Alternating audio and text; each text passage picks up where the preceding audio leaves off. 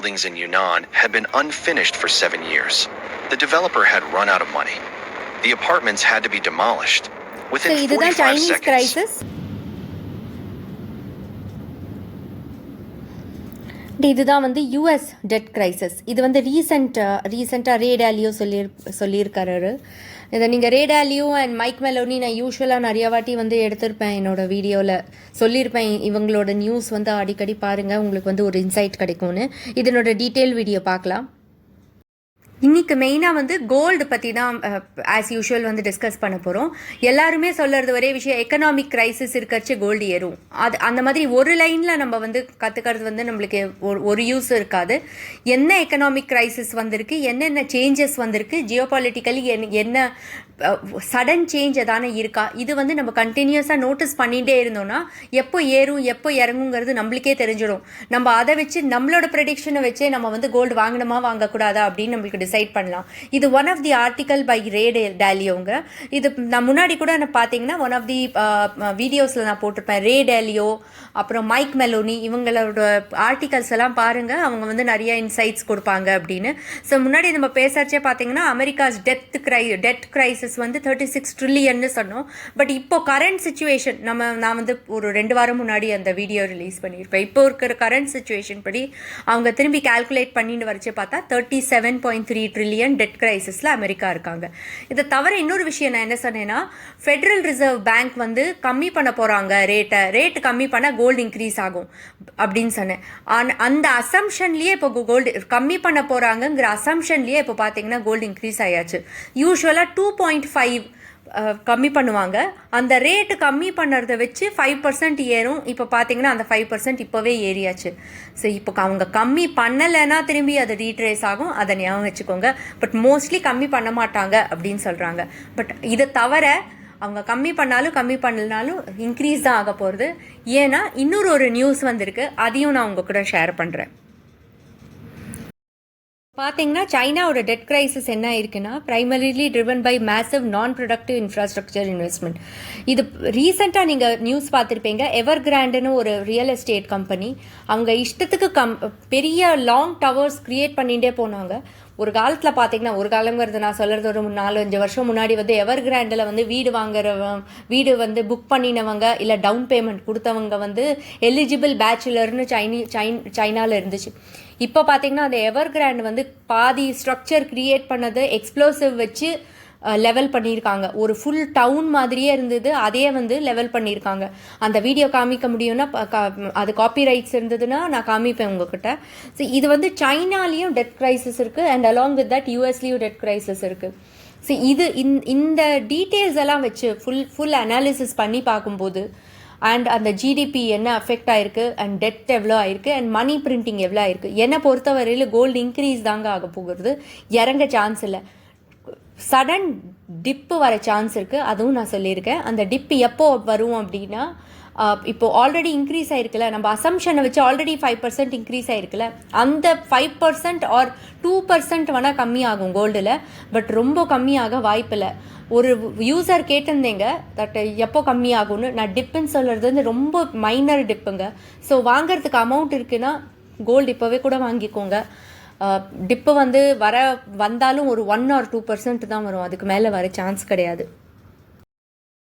கொஞ்சம் கொஞ்சமாக வாங்கிடுவாங்க, ஆவரேஜ் பண்ணிடுவாங்க. இறங்கிடுச்சுனாலும் அப்போ கொஞ்சம் நிறையா வாங்குற மாதிரி இருக்கட்டும்.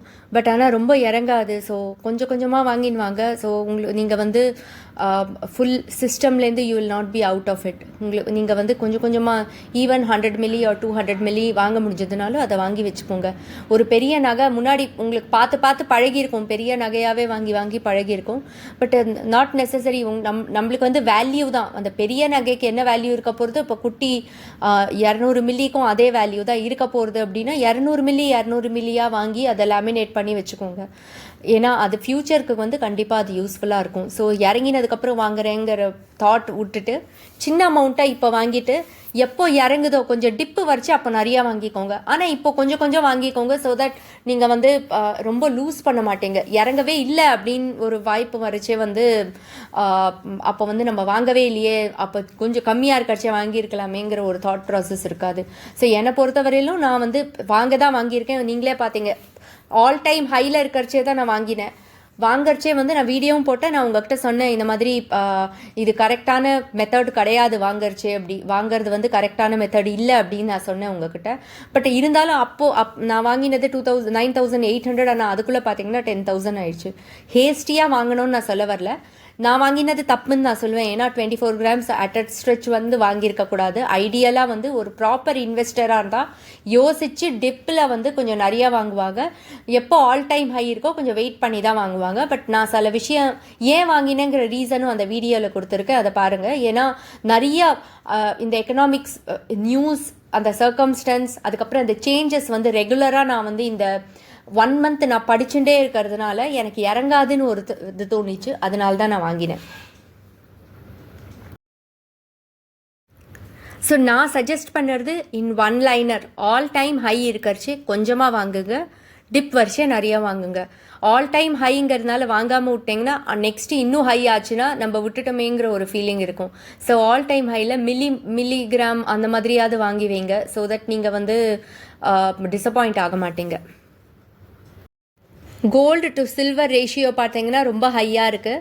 யூஸ்வலாக வந்து எக்கனாமிஸ்ட் வந்து சொல்லுவாங்க கோல்டு டு சில்வர் இந்த ரேஷியோ இருக்குது, 1:10, 1:8 அந்த மாதிரி சொல்லுவாங்க. அந்த மாதிரி இருக்கிறச்சே வந்து சில்வர் ரொம்ப கம்மியாக இருக்குது, அப்போ வாங்குங்கன்னுவாங்க. இப்போ நிறைய எக்கனாமிஸ்டே சொல்லிட்டு இருக்காங்க. பார்த்தீங்கன்னா கொஞ்சம் மாதமாகவே சொல்லிட்டு இருக்காங்க சில்வரில் ஃபோக்கஸ் பண்ணுங்கன்னு. பட் நம்ம சில பேர் விட்டுருப்போம்.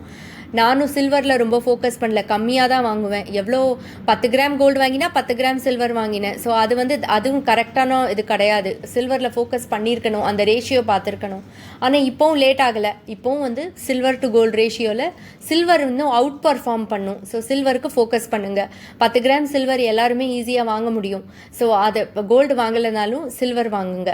ஏன்னா கோல்டு 1 கிராம் நீங்கள் வந்து 10,000 ரூபாய்க்கு நீங்கள் வாங்க முடியல அப்படின்னு ஃபீல் பண்ணுறதுக்கு நீங்கள் 10 கிராம் சில்வர் வாங்கினாலும் அதில் உங்களுக்கு என்ன எண்ட் ஆஃப் தி டே வந்து ரெண்டு நான் சொல்கிறது என்னென்னா போட்டுக்கணும் நகையா அப்படின்னு ஒரு ஆசை வந்து இருக்கிறது ஓகே, வாஸ்தவம் தான். பட் அதோட வந்து இன்வெஸ்ட்மெண்ட் ஆங்கிளில் தான் நான் இந்த வீடியோஸ்லாம் போடுறேன். மோர் ஜுவல்லரி ஆங்கிளில் நான் இந்த வீடியோஸ் போடலை. இன்வெஸ்ட்மெண்ட் ஆங்கிளில் எப்படி நம்ம யோசிச்சு எப்படி இன்வெஸ்ட் பண்ணலாங்கிறது தான் இந்த வீடியோவோட பர்பஸ். அதனால வந்து சில்வர் இப்போ வந்து இன்வெஸ்ட்மெண்ட்டுக்கு கரெக்டாக இருக்கும். கோல்டு இன்வெஸ்ட்மெண்ட்டுக்கு கரெக்டாக இருக்காதுன்னு நான் சொல்லலை. பட் சில்வரில் ஃபோக்கஸ் பண்ணுங்கள், ஏன்னா அது வந்து நிறைய ஏற போகுது. ஷேர் பண்ணி சப்ஸ்கிரைப் பண்ணுங்கள்.